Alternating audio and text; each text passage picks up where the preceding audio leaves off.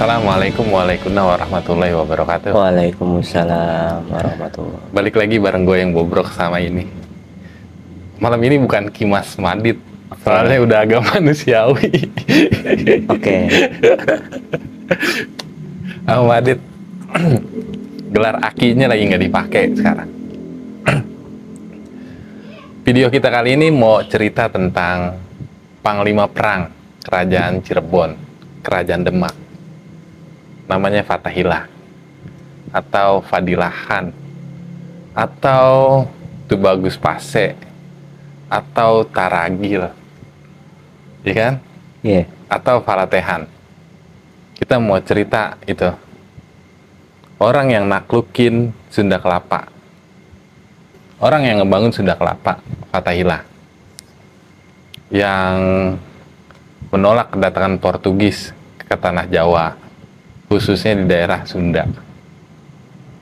Cerita tentang Fathahillah bakal diceritain sama Bang Madit. Oke. Selengkapnya sama Bang Madit. Gue segitu doang, Dit. Oke. Oke, Bang. Oke. Mulai udah. Udah. Bismillahi. Alhamdulillahilladzi atana bil wahidiyati bi fadli rabbina. Non sewu payai. Baik, Mat. Pangeran Fathahillah. Orang Jawa itu menyebutnya Wong Ageng Pasai. Orang Sunda menyebutnya Tubagus Pasai. Orang Jakarta nanti menyebutnya adalah Pangeran Fathahillah. Kan itu. Orang Portugis menyebutnya itu Falatehan atau Taragil, yang bermakna paragil, kan gitu. Nah, kalau boleh saya sebut, dialah, kalau boleh saya sebut nih, Mat, dialah itulah Ksatria Cahaya. Anjay. Itu kayak judul buku, Dit. Iya, Ksatria Cahaya. Ksatria Cahaya. Emang kayak gitu, Mat. Dia ini Ksatria Cahaya gitu. Kan dulu sebelum pemilu, Mat, pemilu 2019 ini banyak yang mengatakan, ada budayawan Jakarta itu mengatakan Pangeran Fathahillah ini orang-orang Yahudi, kan gitu kan. Keturunan daripada Yahudi, maka saya bersikeras menolaknya, kan gitu kan.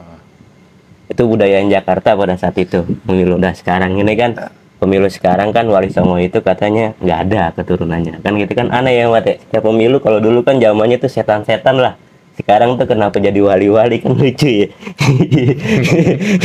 Iya kan, 2019 kan seperti itu, mengatakan budayawan Jakarta Raden Fathahillah itu adalah keturunan orang Yahudi, kan gitu kan. Itu secara besar kalau menurut saya itu. Bahkan 2008, Mat, itu ada namanya perangko, Mat. Kalau kita zaman dulu ngirim-ngirim surat, itu perangkonya itu 2008 itu bergambar Fathahillah. Tuh. Jalur silsilah, Mat. Kalau kita mengenai membahas tentang jalur silsilah, itu Pangeran Fathahillah ini anak daripada Mahdor Ibrahim Patakan, seorang mufti dari Kerajaan Pasai. Kita harus tahu, Mat, ini Pangeran Fathahillah ini berasal dari mana, Mat? Dari Aceh. Itu yang kita harus tahu. Aceh ini kontribusinya sangat besar bagi Republik Indonesia. Salah satunya yaitu Tugu Monas. Itu kan gitu kan. Karena kita jangan melupakan orang-orang saudara kita di Aceh, kan gitu kan. Nah, Cakep-cakep lagi. Iya, emang udah pernah sono. Ragu-raguan lu. Mahdor Ibrahim Patakan ini putra daripada Abdul Ghafur, cucu daripada Barekat Zainal Alam, kan gitu kan. Nah, ini masih keturunan daripada bapak leluhur para wali itu Jumadil Kubro, kan gitu kan. Nah, ibunya ini adalah Syarifah Siti Musailamah, putra daripada Maulana Ishak, masih saudara daripada Sunan Giri, kan gitu kan. Jadi pokoknya masih keluarga lah, para pejuang masih keluarga itu loh. Nah, ini kalau kita berbicara tentang keturunannya, Mat, yang saya baca dalam naskah-naskah Kesulatun Salitin dan Babat Demak dan lain sebagainya, naskah-naskah Cirebon, itu bahkan dari naskah-naskah Belanda, itu keturunannya itu yang pertama daripada anak daripada Laksamana Hang Tua, Mat. Itu loh. Kita harus kenal Laksamana Hang Tua, Mat, gitu loh. itu adalah laksamana yang paling keren saya bilang dari kerajaan Malaka kan gitu kan. Dia punya anak namanya nanti adalah Tunsiro. Nah, punya anak lagi dinikahkan oleh Pangeran Fatahillah, punya anak namanya Maulana Abdullah. Dalam naskah seperti itu kan gitu kan. Nanti dia pergi ke Demak, dinikahkanlah oleh adik daripada Sunan Trenggono, itu Ratu Ayu Pembayu. Nanti ia melahirkan anak itu namanya siapa ya, gue lupa dah. Siapa? Nah,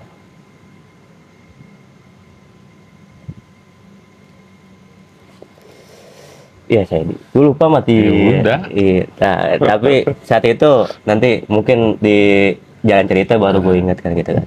Nah, ini nanti ia ke Cirebon, ia dinikahkan oleh daripada anak daripada Sunan Gunung Jati pada saat itu Mat. Itu namanya Ratu Ayu Wulung atau Ratu Winahon.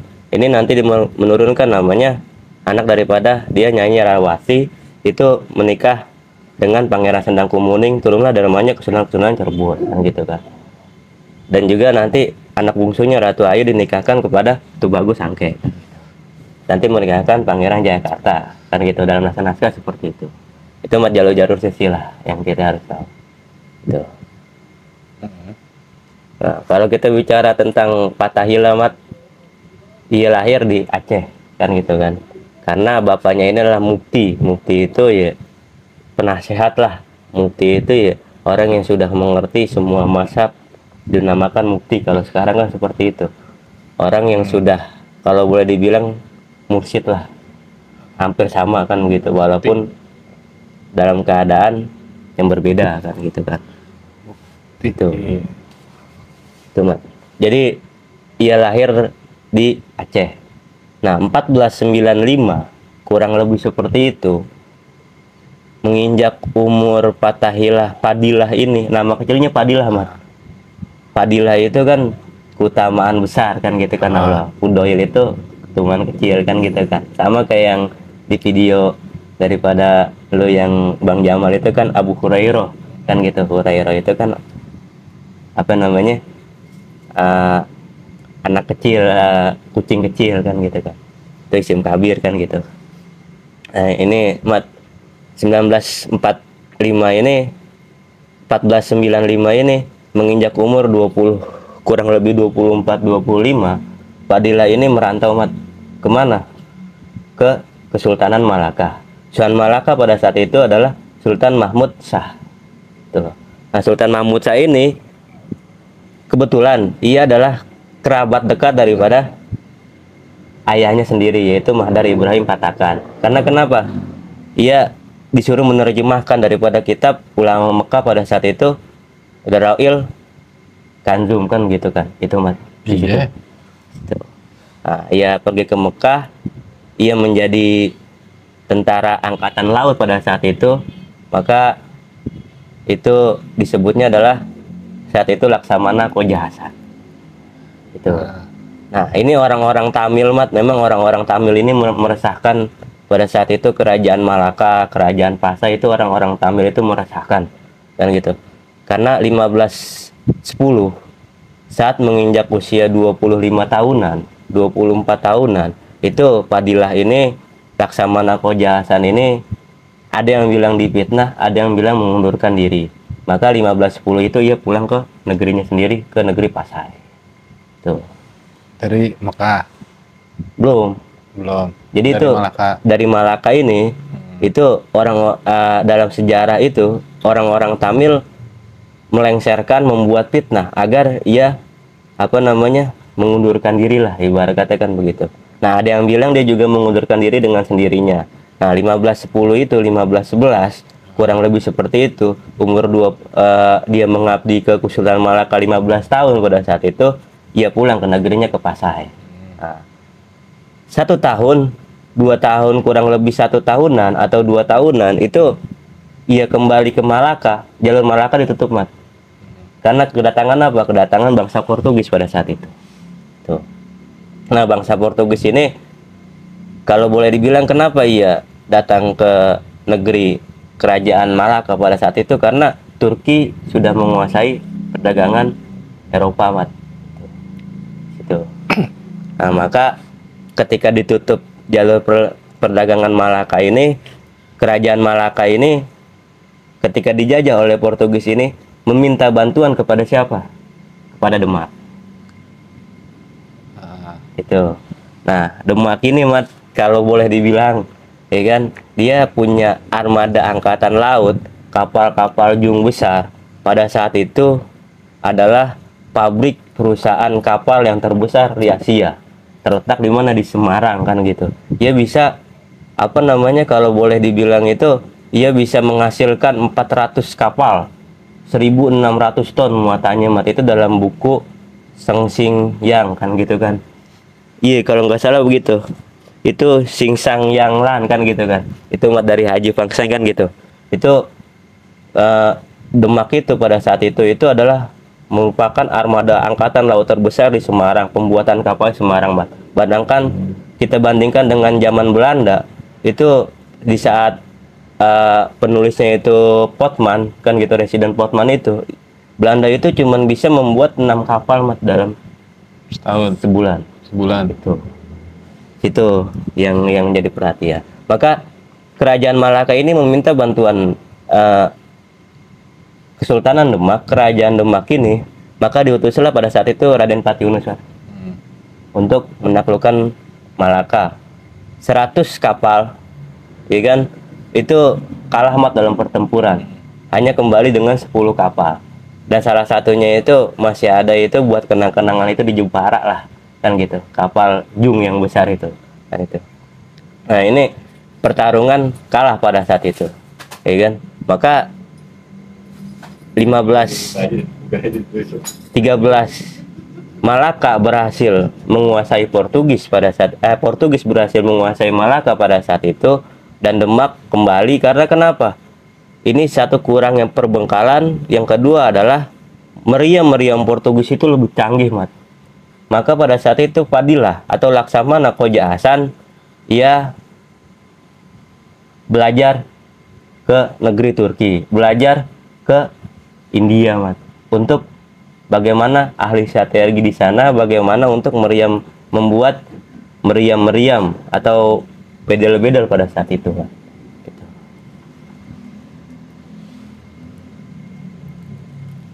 Terus 6 tahun berselang, ia pulang 1519 Mat. Pada saat itu ia pulang dengan mengemban ilmunya. Itu Malaka sekali lagi ditutup Mat.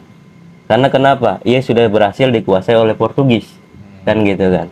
Nah, maka ia menepi di mana Mat? Di Cirebon. Cirebon. Bukan Jepara dulu. Iya, Jepara kan Cirebon langsung. Habis ke Jepara ke Cirebon untuk menengoki Sunan Gunung Jati kan gitu kan. Cuman ada yang bilang dia di Jepara dulu, iya, habis itu ke Demak. Tapi dari Cirebon ini Mat, ini diantarin oleh Sunan Gunung Jati ke Demak. Oh gitu. Gitu. Ya udah. Tuh. Nah, pada saat itu kan 1519 ini eranya pada saat itu Patiunus Mat. Ya kan? Patiunus ini. Nah, maka koalisi lah. Dia dengan Patiunus ini koalisi lah antara Cirebon dan Demak pada saat itu. Ya kan? Untuk menyusun kekuatan bagaimana menyerang daripada Portugis di Malaka pada saat itu.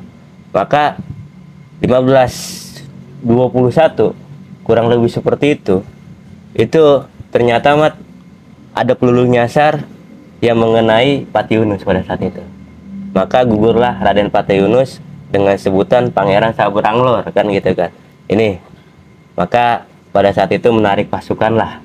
Pada saat itu Demak dan Cirebon mengurungkan niatnya kekalahan kedua oleh bangsa Portugis ini. Itu. Nah, 1522 ya kan, karena kenapa?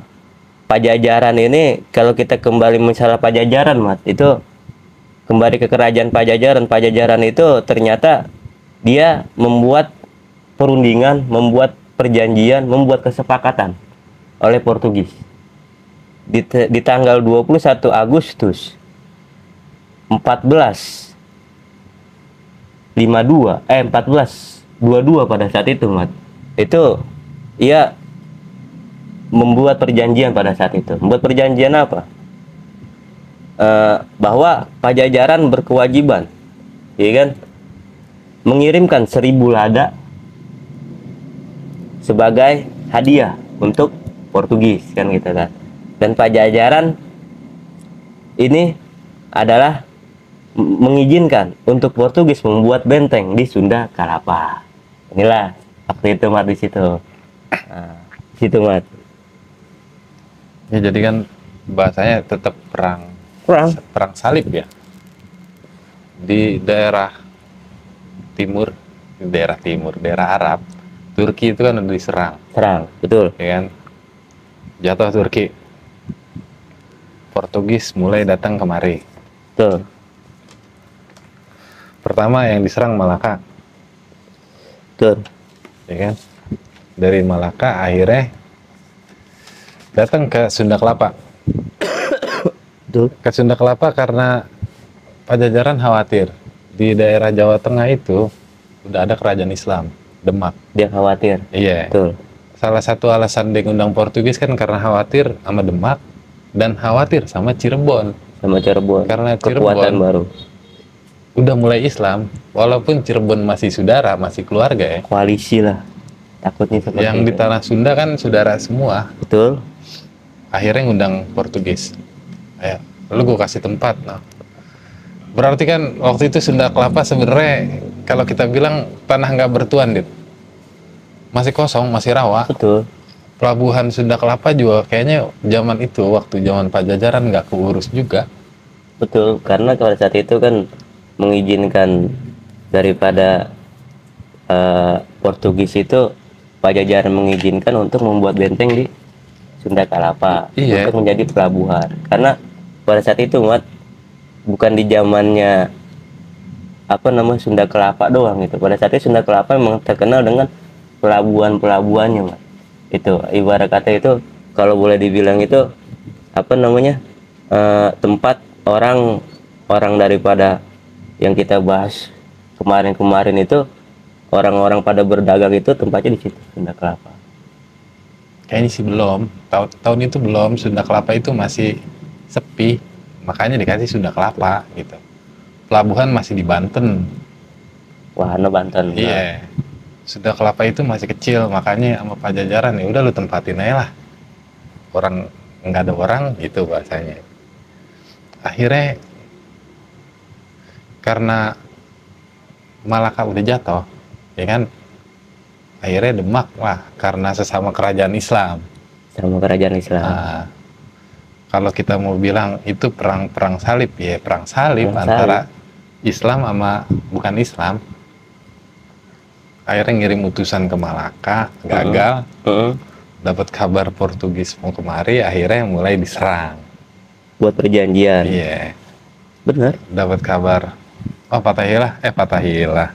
Portugis ke Jakarta nih, ke Sunda Kelapa. Serang dah. Gitu. Akhirnya diserang. Ya kan? Betul. Lanjut.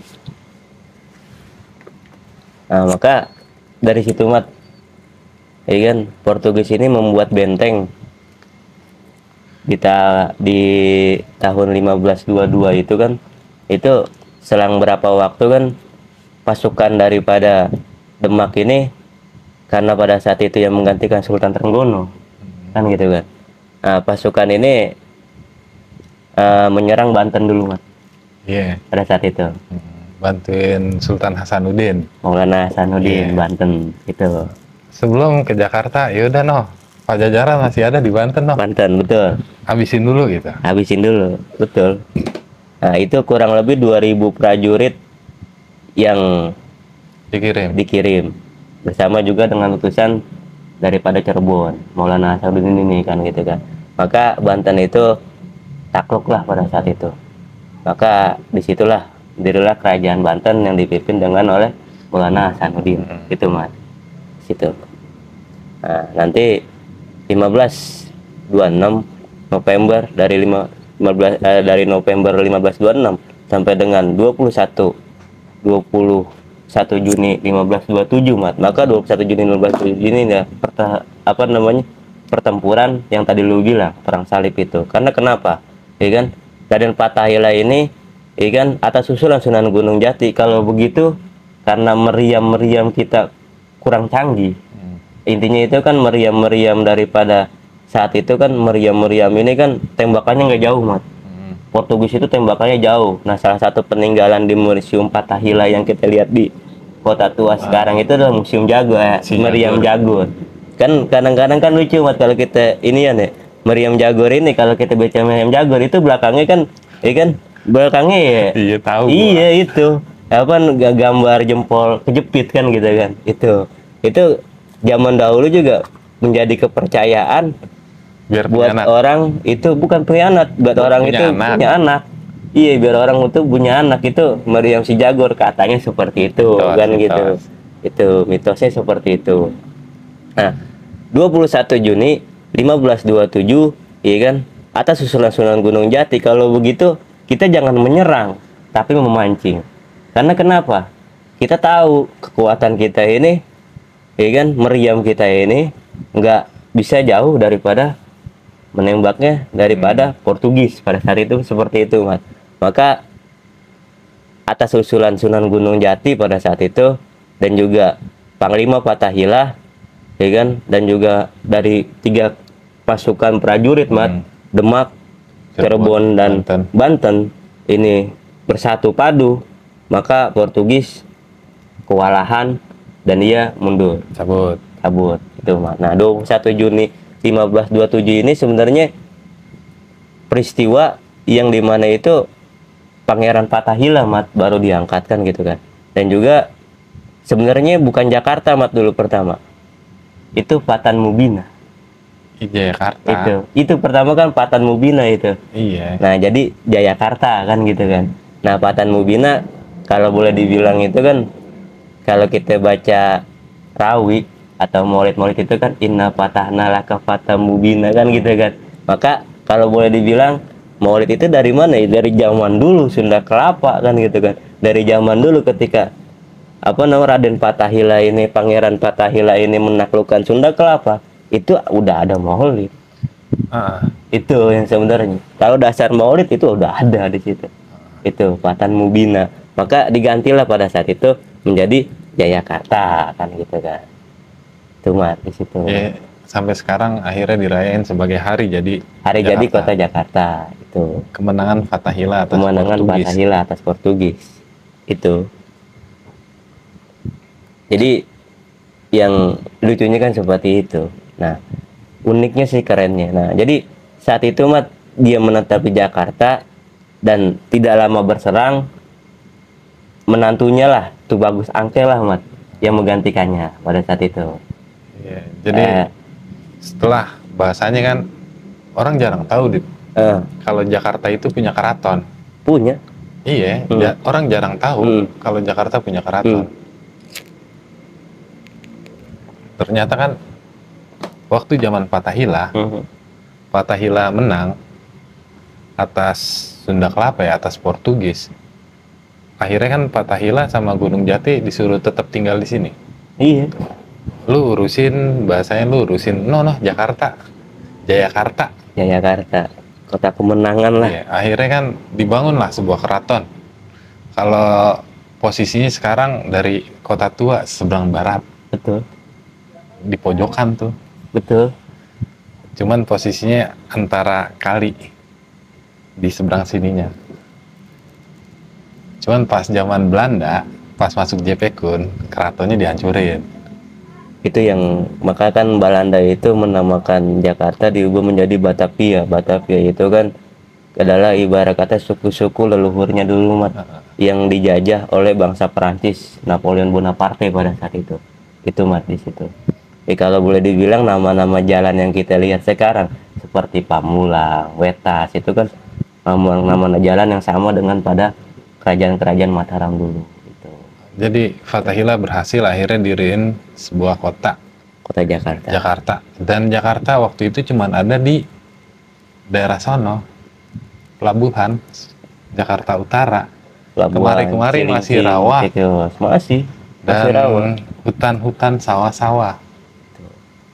Maka kan Ali Sadikin itu kan mengubah semuanya. Gubernur Ali Sadikin, Mat. Mengubah semuanya jadi Museum Jakarta Lama. Jadi Museum Jakarta sekarang kan gitu kan. Tanggal 30 Maret 1974 dan diresmikan menjadi cagar budaya pada saat itu 1988 kan begitu Mat situ. Cuman emang susah di data Fathahillah, susah nyari tentang Fathahillah itu susah. Itu Fathahillah kebanyakan orang tahu ya Fathahillah cuman berhenti pas ya udah penaklukan Sunda Kelapa. cuma dalam sejarah Cirebon Mat, naskah-naskah Cirebon itu Fathahillah yang menggantikan Sunan Gunung Jati ketika wafat. Itu. Sebelum Sunan Gunung Jati meninggal Tuh itu 15 Fathahillah dipanggil. betul 1568 itu Sunan Gunung Jati meninggal, wafat, dikemubikan di Gunung Sembung Asma Asana Gunung Jati itu yang lu kemarin ke sono kan gitu kan. Nah itu 2 tahun berselang itulah yang dipimpin oleh Pangeran Fathahillah itu Mat, Sunan Gunung Jati 2 itu. Jadi ya orang cuma tahu sampai situ, Fathahillah ngedirin keraton terus mimpin Jakarta. Nggak Udah. lama, tahun 1560-an ya, apa 1560-an kan, dia dipanggil ke Cirebon sama Sultan Gunung Jati. Sebelum Sunan Gunung Jati meninggal, Betul. dia dipanggil, akhirnya kan di ke Cirebon. Cirebon benar.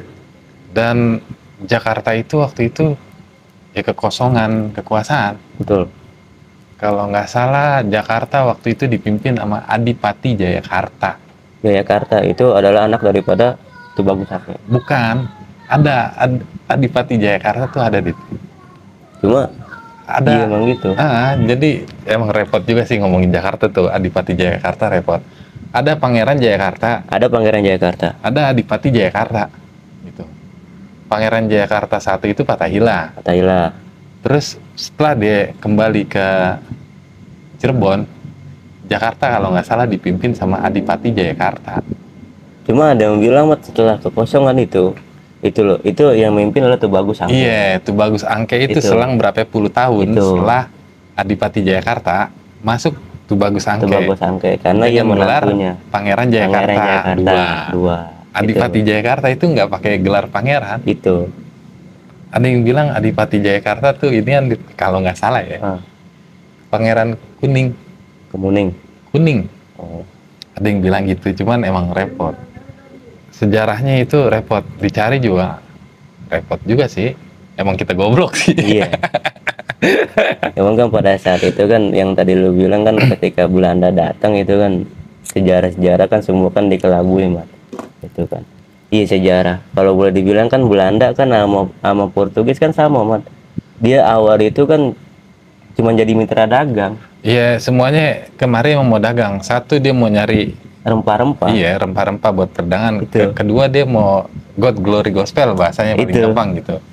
Karena kan zamannya Belanda bisa mendirikan benteng di Batavia yang tadi lu bilang itu kan atas dasar apa? Itu kan Sultan Banten ketiga pada saat itu. Tuh, Sultan Jadi- Abu Mufakir kan gitu kan. Fathahillah sih Iya. itu setelah Fathahillah. Iya, kalau kita kan harus tahu, kita tinggal di Jakarta, jadi kita harus tahu sejarah kota Iya. Jakarta.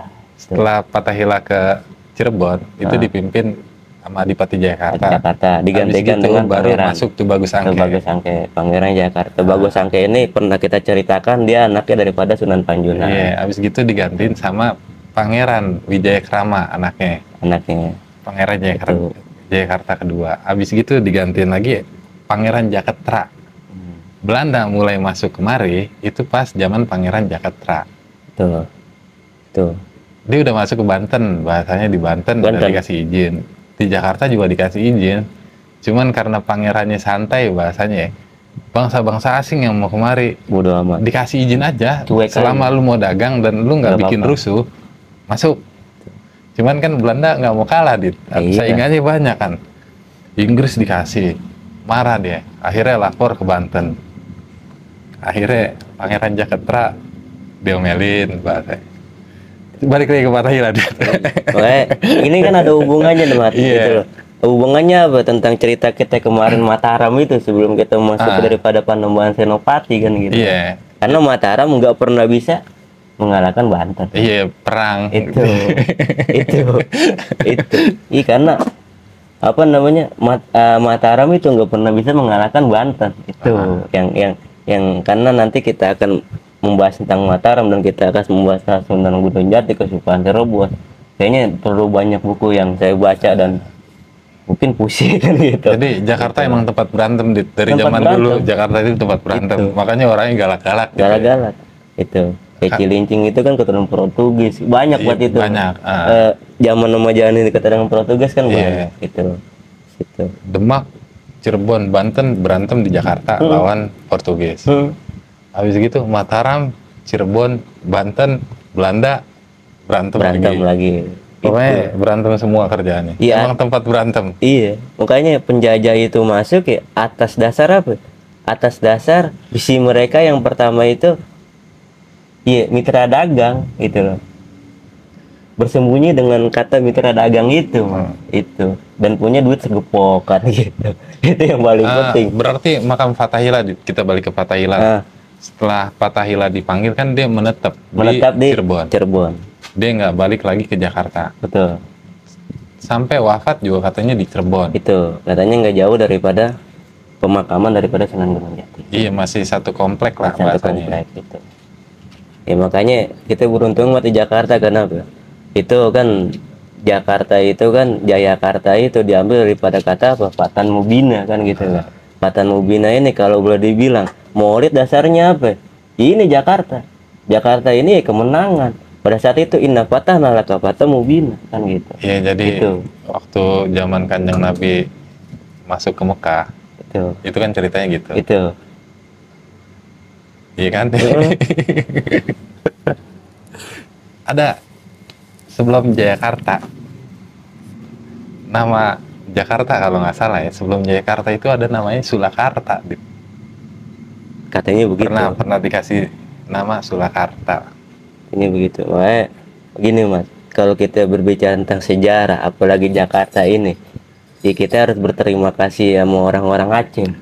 Itu yang paling penting. Karena kenapa? Orang-orang Aceh ini pejuang perintis pertama daripada pendirian kota Jakarta. Bahkan Tugu Monas pun RI itu ya orang Aceh juga. Itulah kita harus berterima kasih kepada khususnya ya orang-orang Aceh gitu tuh Pak. Iya, di satu sisi kan Fathahillah dianggap sebagai pahlawan karena Fathahillah berhasil mengusir Portugis. Betul. Dari tanah Jawa khususnya Sunda Kelapa. Betul. Cuman ada lagi orang yang bilang Fathahillah itu bukan pahlawan ternyata.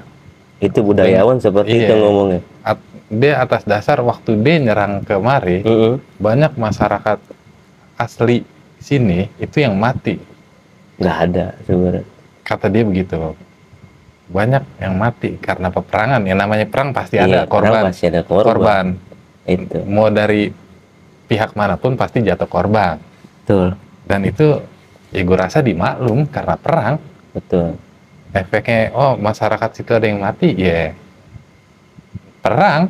Iya perang ya pasti ada yang kalah, ada yang menang, ada yang terluka, ada yang meninggal. Iya, makanya dia nggak nerima Fathahillah dibilang sebagai pahlawan. Dengan dasar itu, karena banyak warga asli yang mati. Iya, yang lebih ya mungkin dikasih sayang dia dengan kebencian kalimat di budayawan Jakarta yang dulu 2019 ini ya. Dia ngomongnya apa ya? Fathahillah itu ya keturunan Yahudi kan kacau. Itu doang. Itu doang. Kita sih nggak ngerti, cuman karena kita berbeda dengan kasih sayang dengan yang dia yang punya kan gitu. Yang tadi saya jelasin itu doang. Tuh. Gue juga nggak tahu dia keturunan siapa. Tuh, Mat. Yang penting ya kita tinggal di Jakarta, ya kita harus tahu, kita harus paham bahwa kota ini, ya kan, itu dengan pertumpahan darah, dengan semangat juang yang tinggi, dengan tekad dan cinta kepada sesama agama.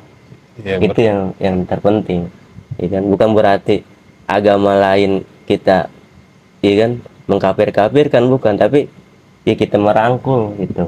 Yang terpenting kan seperti itu, Mas. Itu sini. Berarti kan Fathahillah ketika dia menduduki Jakarta, dia kan Fathahillah juga ulama ya? Ulama, karena bapaknya itu kan mufti yang tadi saya bilang. Bahasanya para pejuang-pejuang Islam yang dulu selain dia berperang kan dia juga menyiarkan ulama. Iya, gitu. menyiarkan Islam bukan menyiarkan Iya, ulama. menyiarkan Islam itu. Iya. Syiar lah Akhirnya ibaratnya. dia siar di daerah sini Itu. dengan keratonnya. Jatinegara kan gitu kan. Itu. Ya itu. Iya benar, iya makanya kalau ibarat kata dasarnya Maulid ya orang Jakarta. Iya, nggak tahu gue itu. Tuh di situ. Di Pangeran Fatahillah ini ya kalau boleh dibilang ya yang tadi saya bilang ya kesatria cahaya itu doang. Karena apa? Dari angkatan laut Laksamana Koja Hasan, kemudian ia belajar ke negerinya, negeri kakeknya, makanya disebut dengan Padilah Khan kan gitu kan. India Khon, situ, iya, Gujarat, Nasrabad kan gitu kan. Ia juga pergi berjuang ke Turki karena Turki pada itu pertumbuhan Islam semakin inian di Turki itu kan gitu kan. Karena pada saat itu kan abad 15 itu kan Islam itu sangat ditakuti karena Turki kan gitu kan. Nah, itu ia balik lagi eh, ke Pasai tapi tidak bisa, ia menyeberang ke Palembang, ke Jepara, kemudian ke Demak, diantarkan oleh Sunan Gunung Jati, maka ditaklukkanlah Banten, ditaklukkanlah Jakarta, ditaklukkanlah Portugis. Itu sih yang kita kerenin sih, Pangeran Fatahillah seperti itu, semangat juangnya kesatria cahaya itu. Putra Aceh. Putra Aceh itu yang paling penting sebenarnya. Cuman dia akhirnya menantunya Raden Patah dong. Raden Patah, Iya kan, dia nikah sama adanya Sunan Trenggono. ada yang Selatan Gono. Iya, berarti itu. menantunya Raden Patah. Itu. Jadi nanti dia punya anak namanya Dimas Abdul Aziz kan gitu kan, atau Temunggung Nomo Nongso kan gitu kan. Iya. Keturunan juga banyak dirampung mat seperti Ratu Inten kan gitu. Iya. Itu ada. Raden. Tuh. Di Cirebon juga diangkat mantu sama Angkat Sunan Gunung maju Jati. Sunan Gunung Jati. Maka nanti lahirlah daripada keturunan yang tadi saya bilang adalah kesunanan Cirebon. Iya, cuman akhirnya perdebatan tentang Fatahillah, Dit. Kan ada yang bilang juga Fatahillah itu ya Sunan Gunung Jati sendiri gitu. Ada yang bilang seperti itu. Beberapa sejarawan seperti itu. Namun area Cirebon mat yang menulis Caruban Cakra Nagari itu Iya, Purwaka. Purwaka Nagari itu mengungkapkan Sunan Gunung Jati dan Fatahillah itu berbeda orang. Iya, berarti kalau ada yang bilang Fatahillah sama Sunan Gunung Jati satu orang itu kurang pas. Kurang pas. Ya nggak apa-apa sih Iya, sebenarnya. kurang pas kalau untuk misalkan dibilang satu Iya. orang, gimana ceritanya dia punya mantu namanya itu. Fatahillah. Kalau Fatahillah itu dia sendiri gitu. Berarti kan nggak pas. Maka kan nanti kan dari keturunannya itu kan pas lagi yang tadi saya bilang Sultan Banten ketiga itu anak daripada Maulana Yusuf kan gitu. Hasanuddin punya anak namanya Maulana Yusuf kan gitu kan. Nah, anak daripada Maulana Yusuf ini atau Pangeran Kenari inilah, maka VOC diberikan tempat di Batavia kan gitu. Batavia ini adalah nama daripada suku daripada Belanda dulu yang terjajah oleh Prancis, Napoleon Bonaparte kan gitu kan. Itu Mas. Ini Ada lagi? nggak ada. Udah segitu doang. Tuh. Makanya iya Jakarta ini itu kota kelahiran kita, itu doang. Iya kalau kita lihat, makanya kalau kita naik motor nih atau naik mobil gitu ya, itu sering-sering lah lihat nama-nama jalan Hang Tua, Hang Iya Leki, sih.